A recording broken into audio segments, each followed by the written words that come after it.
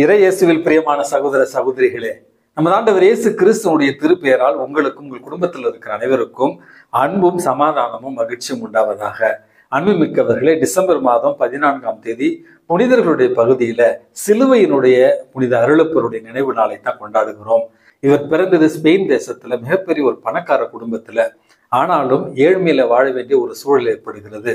அதனுடைய ஒரு காரணமாகவும் இறைவன் மீது இவர் வைத்திருந்த அளப்பரிய அன்பின் ஒரு வெளிப்பாடாகவும் கார்மல் சபையில இணைத்து கொண்டு தன்னுடைய வாழ்வை ஒரு புனிதமான ஒரு வாழ்வாக இவர் வாழ்ந்து கொண்டிருக்கிறார்.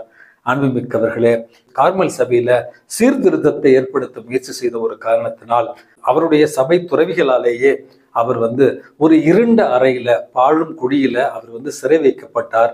9 மாதங்கள் சிறை வைக்கப்பட்டார் என்று இவருடைய வாழ்க்கையில நம்ம வாசிக்கிறோம். இவர் செய்த தவறு என்ன? தன்னுடைய சபையில நிலவிய ஒழுக்கக்கேடுகளுக்கு எதிராக ஒரு சீர்திருத்தத்தை கொண்டு வர முயற்சி செய்தார். அதனுடைய ஒரு காரணமாக இருண்ட அறையில மிக வேதனையான துன்பத்தை அனுபவிக்கிற ஒரு தண்டனை இவருக்கு கொடுக்கப்பட்டது. அந்த இருண்ட அறையில ஏற்பட்ட அனுபவத்தை தான் the dark night of the soul அப்படின்னு சொல்லி தன்னுடைய ஆன்மாவினுடைய அந்த இருண்ட இரவை பற்றின ஒரு அனுபவத்தை எழுதியிருக்கிறார். அன்புமிக்கவர்களே, இருளில் இருந்தாலும் துன்பத்துல இருந்தாலும் பாழும் குழியில இருந்தாலும் இறைவன் மீது வைத்திருந்த நம்பிக்கையை இழக்காமல் அந்த துன்ப வேளைகளில தன்னுடைய வாழ்வை இறைவனோடு ஆழ்நிலை தியானத்துல அவர் இணைத்து வாழ்ந்தார் என்றும் நமது ஆண்டவர் இயேசு கிறிஸ்துவனுடைய திருப்பாடுகளை தியானித்த வண்ணமாக தன்னுடைய வாழ்வை அந்த சிறையில கழித்தார் என்றும் வாசிக்கிறோம். அந்த இருண்ட அறையில் அவருக்கு ஏற்பட்ட ஒரு அனுபவத்தின் ஒரு பலனாகத்தான் சிலுவையில இருக்கிற நமது ஆண்டவர் இயேசு கிறிஸ்துவை விண்ணகத்திலிருந்து வானக தந்தை அவரோடு பேசுவது போல ஒரு ஓவியத்தை இவர் வரைந்திருக்கிறார். இன்றைக்கு நாம் வாழுகிற இந்த காலகட்ட வரையில பாடுகளை பற்றிய ஓவியங்களில் மிக சிறந்த ஒரு ஓவியமாகத்தான் இந்த புனித சிலுவையினுடைய அருளப்பர் வரைந்த அந்த ஓவியம் திகழ்கிறது.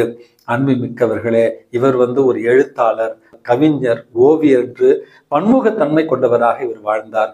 புனித அவிலா தெரசாமாவோடு சேர்ந்து கார்மல் சபையினுடைய சீர்திருத்தத்துல மிகப்பெரிய பங்காற்றியவர் தான் இந்த புனித சிலுவையினுடைய அருளப்பர். பெண்களுக்கான கார்மல் சபை தொடங்குவதில் புனித அவிலா தெரசாமா காட்டிய அந்த ஆர்வத்திற்கு முழுவதுமாக தன்னுடைய ஒத்துழைப்பை கொடுத்து அந்த மறுமலர்ச்சிக்கு காரணமாக அமைந்தவர் தான் புனித சிலுவையினுடைய அருளப்பர். அன்புமிக்கவர்களே, இந்த புனிதருடைய பரிந்துரையால் நாமும் நம்முடைய வாழ்க்கையில நம்முடைய சொந்தங்களால் அல்லது நாம் அன்பு செய்தவர்களால் வெறுக்கப்படுகிற பொழுது அல்லது நொறுக்கப்படுகிற பொழுது விமர்சிக்கப்படுகிற பொழுது இவருடைய உதாரணத்தோடு நம்முடைய வாழ்வையும் இணைத்து கொண்டு இறைவனுடைய பாடுகளை தியானித்து அதன் வழியாய் நம்முடைய வாழ்க்கையில மீட்பை பெற இவருடைய பரிந்துரையால் இன்றைக்கு நம்ம மன்றாடி செபிப்போம். அன்புமிக்கவர்களே, இன்றைய நற்செய்தி வாசகத்துல நமது ஆண்டவர் இயேசு கிறிஸ்துவோடு சீடர்கள் தோற்ற மாற்ற நிகழ்வுக்கு பிறகு இறங்கி வருகிறார்கள். மலையிலிருந்து இறங்கி வந்து கொண்டிருந்தவர்கள் ஆண்டவரிடத்துல ஒரு கேள்வி கேட்கிறார்கள்.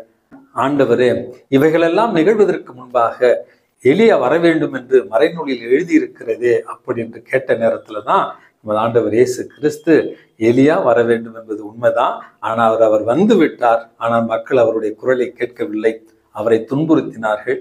அவரை துன்புறுத்தியதைப் போலவே என்னையும் அவர்கள் துன்புறுத்துவார்கள் என்று இயேசு சொன்ன உடனேயே சீடர்கள் எல்லோருமே நமது ஆண்டவர் இயேசு கிறிஸ்து திருமுழுக்கு யோவானை பற்றி தான் பேசுகிறார் என்பதை புரிந்து கொள்ளுகிறார்கள். அன்புமிக்கவர்களே, இந்த இடத்துல நமது ஆண்டவர் இயேசு கிறிஸ்து நமக்கு சொல்லித் தருகிற பாடம் என்பது நம்முடைய வாழ்க்கையில கடவுள் பல்வேறு விதங்களில செயலாற்றுகிறார். பல்வேறு நிகழ்வுகள் வாயிலாக நம்மோடு பேசுகிறார். பல்வேறு மனிதர்கள் வாயிலாக நம்மை அவர் தொடர்பு கொள்ள முயற்சி செய்கிறார்.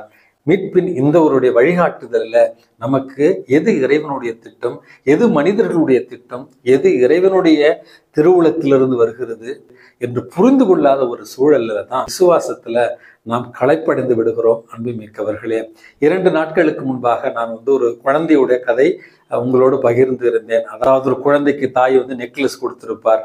அந்த நெக்லஸை திரும்ப தாய் கேட்கிற நேரத்துல அந்த குழந்தையை அழுது புலம்பி ரொம்பவும் மன உளைச்சலுக்கு உள்ளாகும். ஆனால் அந்த தாய் அந்த கவரிங் நெக்லஸை பெற்றுக்கொண்டு அழகான தங்க நெக்லஸ் கொடுக்கிற பொழுது அந்த குழந்தையோட முகத்துல மகிழ்ச்சி ஏற்படும். பல்வேறு நேரங்களில் இறைவனுடைய திட்டம் நமக்கு என்னவென்று புரியாது. சின்ன சின்ன குழப்பங்கள், தடைகள் அல்லது நம்முடைய வாழ்க்கையில தோல்விகள் நிகழ்கிற பொழுது இறைவனுடைய திட்டம் இதுதானா, நான் துன்பப்படுவதுதான் கடவுள் விரும்புகிறாரா அப்படி என்று கடவுளை சபிக்கிற, கடவுளை மறந்து போகிற ஒரு சூழலைத்தான் நம்ம இருக்கிறோம். அன்புமிக்கவர்களே, இறைவனுடைய திட்டம் மனிதர்களுடைய பார்வைக்கு நிச்சயமாக தெளிவாக விளங்காது.